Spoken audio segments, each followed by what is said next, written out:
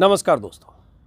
आखिरकार बिल्किस बानो के साथ दरिंदगी करने वाले ये सभी 11 दरिंदे कल देर रात एक एक करके जेल की सलाखों के पीछे पहुंच गए। उन्हीं सलाखों के पीछे जहां से गुजरात सरकार ने इन सबको फ्रॉड तरीके से सुप्रीम कोर्ट की अदालत में धूल झोंक कर मोदी और शाह की सत्ता का अप्रूवल लेकर आजाद कर दिया था। गुजरात की जेल की उन्हीं सलाखों के पीछे इन्हें जाने को मजबूर होना पड़ा, जिन सलाखों से इन्हें आजादी के अमृत महोत्सव के दिन, प्रधानमंत्री मोदी के लाल किले से लच्छेदार भाषण के दिन, उस दिन जिस दिन प्रधानमंत्री मोदी महिलाओं के मान सम्मान की बात कर रहे थे, उस दिन इन्हें बाहर कर दिया गया था, बाहर का रास्ता दिखाया गया था या इनकी रिहाई कर दी गई थी। इंडियन एक्सप्रेस के मुताबिक ये सभी दोषी रविवार आधी रात से कुछ समय पहले दो अलग अलग गाड़ियों में दाहोद के एक गांव से चलकर पंचमहल जिले की गोधरा जेल तक पहुंचे थे। गोधरा जेल के अधिकारियों के मुताबिक 11 दोषियों ने रात 11:45 पर सरेंडर किया। वक्त पर गौर कीजिए, रात 11:45 पर, और रात 11:45 पर सरेंडर करने का मतलब है कि इन्हें सुप्रीम कोर्ट के निर्देश के मुताबिक चूंकि 21 जनवरी तक सरेंडर करना था, इसलिए इनके पास सिर्फ 15 मिनट बचे थे।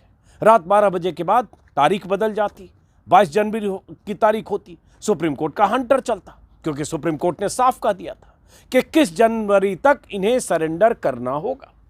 तभी रात 12 बजे तारीख बदलने से 15 मिनट पहले इन दोषियों ने सरेंडर किया। मतलब आखिरी मिनट तक जेल से बाहर रहे, वरना चाहते तो दिन में भी सरेंडर कर सकते थे, लेकिन करते कैसे? इन्हें तो बाहर रहने के लिए बार बार पैरोल मिलता रहा, रिहाई कर दी गई थी। लोकल क्राइम ब्रांच के इंस्पेक्टर एनएल देसाई के मुताबिक all convicts have surrendered before jail authorities late Sunday night. They reach jail before midnight of January 21, which was the deadline set for them to surrender. सभी convicts रविवार देर रात को surrender किया। सभी convicts ने, दोषियों ने, जो उनके सरेंडर की डेडलाइन तय की गई थी, मतलब मिडनाइट, आधी रात को। सोचिए जरा, मिनट मिनट इन्होंने इंतजार किया, तारीख बदलने से पहले अंदर। रविवार की देर रात को दरिंदों को गोधरा के उसी जेल में ठेला गया जहां से इनकी रिहाई को बीजेपी के विधायक ने संस्कारी ब्राह्मणों की रिहाई घोषित कर दिया था। जानते होंगे वो बयान, कुख्यात बयान। जेल से रिहाई की तस्वीरें तो इन सब ने बहुत खिंचवाई थी, लेकिन कल जेल जाते वक्त इनकी तस्वीरें उस तरह से कैमरों में कैद नहीं हो पाए। गाड़ियों में सवार होकर आए और पूरी तैयारी ऐसी थी कि कैमरों की जद से ये बाहर रहें या कैमरों की जद में ना पाएं और सलाखों के पीछे पहुंच गए। इसलिए हम चाहकर भी इनकी तस्वीरें आप तक नहीं पहुंचा पा रहे हैं, वरना हम चाहते थे इनके चेहरे कैद हों। जब रिहाई के वक्त लड्डू मिठाई खाते हुए कैद हुए तो कल भी कैद होते हैं। सरेंडर के नाम पर कुछ सेकंड का इनका वीडियो है जेल जाने से पहले, जिसमें इनके चेहरे नजर नहीं आ रहे हैं। गुजरात सरकार के सजा माफी नीति की आड़ में जब बिल्किस बानो के साथ दरिंदगी करने वाले इन सभी गुनाहगारों को छोड़ा गया था, तब इन्होंने सपने में भी नहीं सोचा होगा कि देश में एक ऐसी भी अदालत है, ऐसे भी जज हैं जो इन्हें धकेल कर उसी जेल के भीतर पहुंचा देंगे जहां से निकलते वक्त इनका मुंह मीठा कराया गया था, माला पहनाया गया था, टीका लगाया गया था, औरतें भी शामिल थीं, स्वागत किया गया था, तस्वीरें वायरल हुई थी। बिल्किस बानो को ताउम्र सालने वाले जख्म पर जेल से बाहर निकलकर नमक छिड़का गया था। इनकी रिहाई के साथ इन सब ने भी छिड़का था, गुजरात सरकार ने भी छिड़का था और मोदी शाह की सत्ता ने भी छिड़का था। सुप्रीम कोर्ट की तरफ से तय तारीख यानी 21 जनवरी तक इन्हें सरेंडर न करना पड़े, इसके लिए इन्होंने तरह तरह के बहाने बनाए। सुप्रीम कोर्ट में याचिकाएं दायर की, सुप्रीम कोर्ट से मांग की कि इन्हें सरेंडर करने के लिए 6 सप्ताह की और मोहलत दी जाए। सुप्रीम कोर्ट ने इन दरिंदों की बहानबाजी को रद्दी की टोकरी में डालकर 21 जनवरी तक सबको सरेंडर का आदेश दे दिया। जब इनके पास कोई और उपाय नहीं बचा, सुप्रीम कोर्ट ने दरवाजा बंद कर दिया, तो कल रात सब वापस वहीं पहुंच गए जहां से निकले थे, जश्न के साथ निकले थे, चुनाव से पहले निकले थे। मैं कल्पना कर सकता हूं जब इनकी रिहाई हुई थी तब बिल्किस बानो पर क्या गुजरी होगी। मैं कल्पना कर सकता हूं कि जब बिल्किस बानो इनकी रिहाई के खिलाफ लड़ाई लड़ रही थी तब उस पर क्या गुजर रही होगी। जब 8 जनवरी को सुप्रीम कोर्ट ने गुजरात सरकार को फटकार लगाते हुए इन सब को 2 सप्ताह में सरेंडर करने का आदेश दिया तो बिल्किस बानो ने एक भावुक चिट्ठी या कहें बयान जारी किया था और उन सब का शुक्रिया अदा किया था बहुत भावुक शब्दों में, जिन्होंने बिल्किस की लड़ाई में सालों साल तक बिल्किस का साथ दिया और खास तौर से रिहाई के फैसले के खिलाफ। लेकिन जैसे ही सरेंडर करने की तारीख नजदीक आई ये सब फिर सुप्रीम कोर्ट पहुंच गए।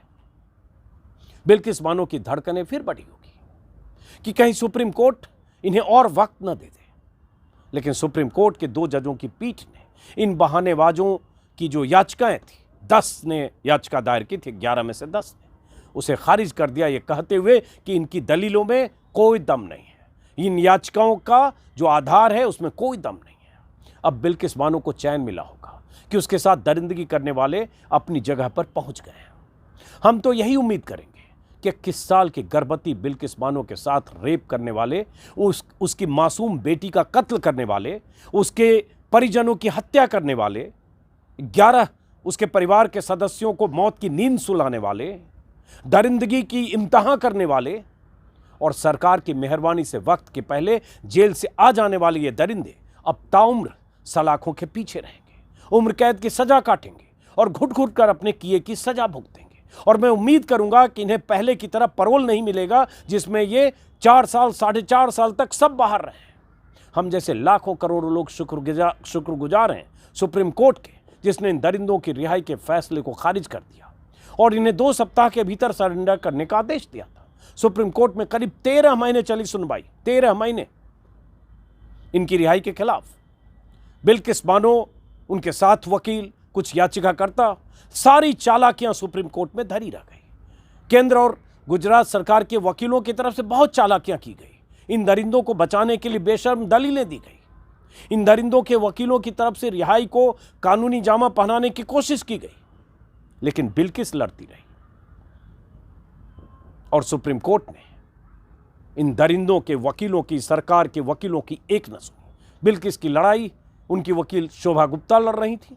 उनके अलावा कई याचिकाएं सुप्रीम कोर्ट में थी, जिसमें लेफ्ट की सांसद रही कानपुर की सुभाषनी अली, महुआ मोइत्रा, रेवती लॉल और एक और नाम अभी भूल रहा हूं, रूपरेखा वर्मा लखनऊ की प्रोफेसर, और उनके साथ वृंदा ग्रोवर, इंदिरा जयसिंह, अभिषेक मनु सिंघवी और कई वकीलों का पैनल।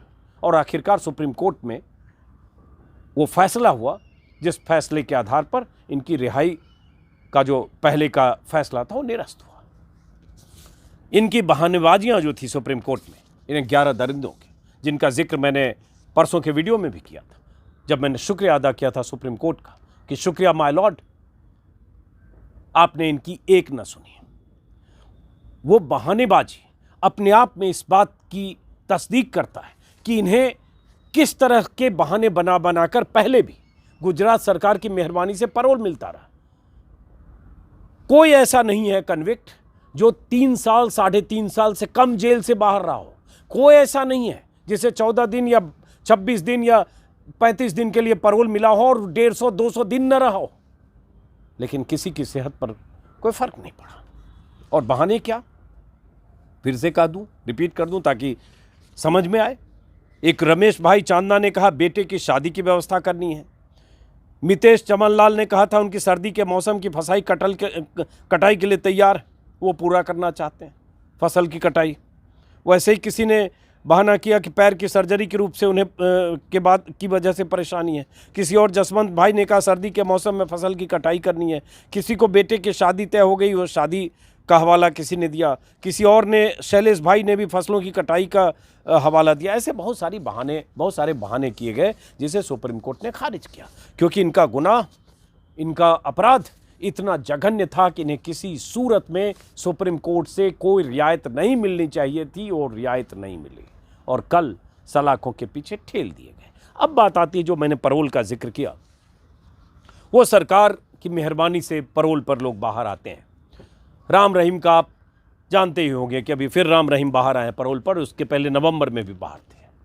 और वो बार बार वो बाहर आते, ऐसा लगता है जैसे जेल और उनका जो आश्रम या बाहर का ठिकाना है, दोनों के बीच दूरियां इतनी कम है कि जब मर्जी जेल का ताला उनके लिए खुलता है, बाहर आते हैं। इनके केस में भी यही हो रहा था, इनके केस में भी यही हो रहा था। मैंने पहले भी कहा, रमेश चांदना नाम का एक दोषी सजा याफ्ता मुजरिम 1576 दिन बाहर रहा, राजू भाई नाम का एक मुजरिम 1348 दिन बाहर रहा, जसवंत नाम का मुजरिम 1170 दिन बाहर रहा। और ये सब बाहर ही नहीं रहे, ये सब जो इनको जितने दिन का पैरोल था, जितने दिन के लिए इन्हें बाहर रहना था, उसे टेम्पररी बेल मिली या फरलो मिला, उसको तोड़ा, उसकी धज्जियां उड़ाई और 150 दिन, 200 दिन, 125 दिन उससे ज़्यादा बाहर रहे। उसके बाद भी सरकार इनके बचाव में थी, उसके बाद भी सरकारी वकील इनके बचाव में खड़े थे। लेकिन सुप्रीम कोर्ट में आखिरकार बिल्किस की सुनी गई। लेकिन अब हम फिर कहेंगे, उम्मीद करेंगे कि कम से कम अब सुप्रीम कोर्ट के इस फैसले के बाद गुजरात सरकार इन सबको पैरोल पर आने देने के मामले में जो दरियादिली गुजरात सरकार ने दिखाई थी, उतनी दरियादिली न दिखाए। और बार बार यही बात, वो बिल्किस बानो नहीं होती तो शायद आप सबको बहुत आक्रोश हुआ होता, इस देश की जनता को लगता कि बहुत बड़ी नाइंसाफी हुई। लेकिन एक बड़ा तबका ऐसा माहौल इस देश में बन गया है, एक बड़े तबके को, बड़ी आबादी को इसमें कोई आश्चर्य नहीं हुआ, या उसे कोई गुस्सा नहीं आया कि बिल्किस बानो के साथ दरिंदगी करने वाले को जिस ढंग से आज़ादी के अमृत महोत्सव में रिहा कर दिया गया, क्योंकि उसका नाम बिल्किस बानो है। और जो रिहा हुए थे, जो फिर से ठेले गए, वो सारे संस्कारी ब्राह्मण थे या हैं। फिलहाल इस वीडियो को खत्म करते हैं। आज कल रात जब ये सलाखों के पीछे वापस गए, कम से कम कल रात बिल्किस बानो चैन से सोई होगी। नमस्कार।